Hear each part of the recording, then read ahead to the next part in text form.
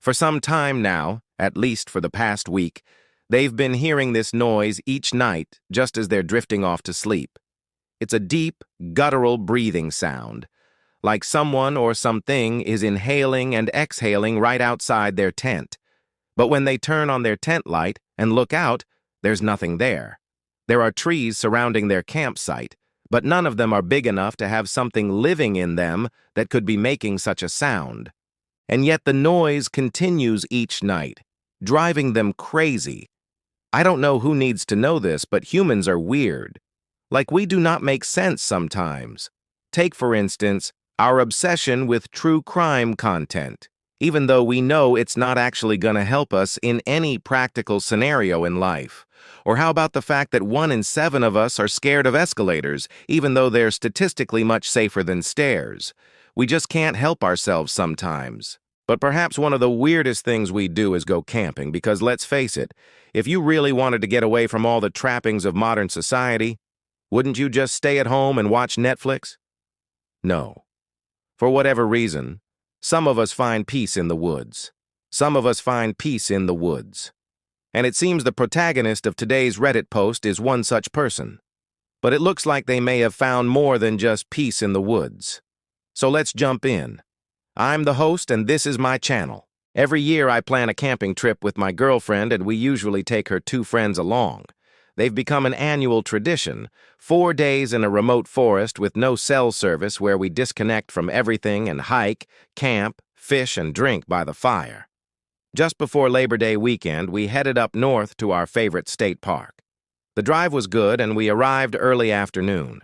We set up camp, built a fire, and then went on a hike to explore. On our way back to the campground, we stopped for a swim in a lake. After getting back to the campground late, we quickly made dinner, sat around the fire, drank and told stories until it got too cold to sit outside.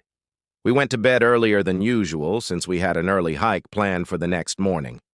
The first day of the hike was long and strenuous with only a few small breaks. By the time we got back to the campground at 4:30, we were exhausted and hungry. Dinner was quiet that night, and we hit the sack early again. The next day was filled with fishing, swimming, and reading under the trees. In the evening, we built a huge fire, roasted marshmallows and hot dogs, and stayed up later than the previous night. My girlfriend and I retired to our tent early while the other couple stayed by the fire. I haven't mentioned yet that we have a 6-person tent with 2 double-wide sleeping pads inside. The 3 of us would sleep on the same pad while the 2 friends sleep on the other. As I drifted off to sleep, I heard what sounded like heavy breathing from directly outside the tent. I told my girlfriend. She laughed and rolled over. I tried to focus on the fire and the conversation, but every so often I would hear what sounded like snoring or heavy breathing. Since it was warm, we had the tent open on both sides. I remember thinking maybe it's a mouse or something crawling through the open mesh on the tent. Eventually, we all started to settle down. Then we began to hear what sounded like someone breathing heavily right outside the tent. At first, we thought it was someone walking by in the forest, or maybe an animal. But after a few minutes, it became clear that whoever or whatever it was standing right outside our tent. I remember sitting there thinking, I hope it goes away soon. This is going to get awkward explaining to the girls in the morning that someone was stalking us while we slept. Then I began to giggle uncontrollably. My girlfriend asked what was wrong, and I told her what I was thinking. She began laughing too, and we agreed we'd ask the others in the morning if they had heard it. Then it seemed like forever, but was probably about 15 minutes, the breathing sounds outside the tent stopped. Not wanting to scare my girlfriend, I decided not to get out of the hammock to investigate the sounds. I figured it was probably a raccoon or something, and I didn't want to startle whatever was out there. In the morning, I unzipped the tent to the creepiest scene. All of the condensation was on the inside of the hammock, but we hadn't had any water on us while we slept, and there was no breeze that would have caused the moisture to collect on the inside. As I stood there stunned, my girlfriend crawled out behind me and looked in the tent. She immediately started to scream and jump around, flailing her arms. At first, I thought she saw something scary in the tent. I rushed in to comfort her, but I couldn't figure out what was wrong. Then I noticed the condensation on the hammock. Still screaming, she ran to the other side of the tent to look out the other opening. To my relief, she quickly composed herself and explained what she saw. The rest of the morning was spent trying to convince the others that they needed to come see this thing. The entire tent was covered in condensation, as if someone had peed inside of it. We couldn't figure out how this was possible. We packed up and left shortly after, deciding not to stay another night in the tent.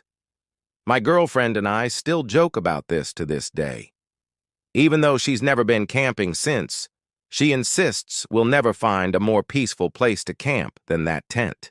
And you gotta admit, that is pretty damn creepy. Something breathing heavily outside of your tent, but when you look out, there's nothing there. And then you wake up to the creepiest scene ever. Your tent is covered in condensation on the inside, but you didn't pee in your tent.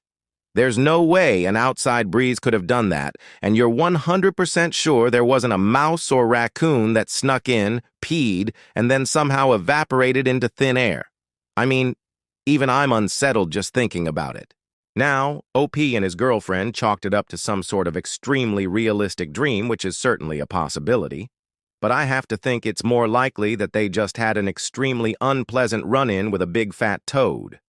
Toads are known to seek shelter in tents, and given that OP had a hammock, it's likely that the toad crawled into it for some warmth and moisture. Hammocks are notoriously hard for animals to climb out of once they get into them, and toads need to stay moist in order to survive.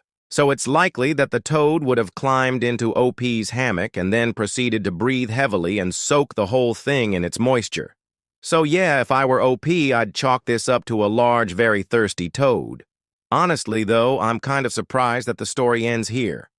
I feel like if I woke up to find my tent covered in condensation from the inside, I would want to check just a little bit further to rule out any truly dangerous animals. Like, I get that OP didn't want to startle whatever was out there, but I also feel like if OP had taken a peek outside the tent after the toad made its move, he would have found a rather unsettling sight. Imagine waking up to what you think is a monster in your tent and then just assuming it's a toad. I mean, talk about a letdown. And hey, OP, if you ever do go camping again, I strongly suggest bringing a toad net just in case. But that is it for this episode. So I'm the host. And if you like this video, please hit the like button because it helps the channel grow. Also, consider subscribing because why not? And you can always unsubscribe later. But yeah, that's it. Thanks for watching, and I'll see you in the next video.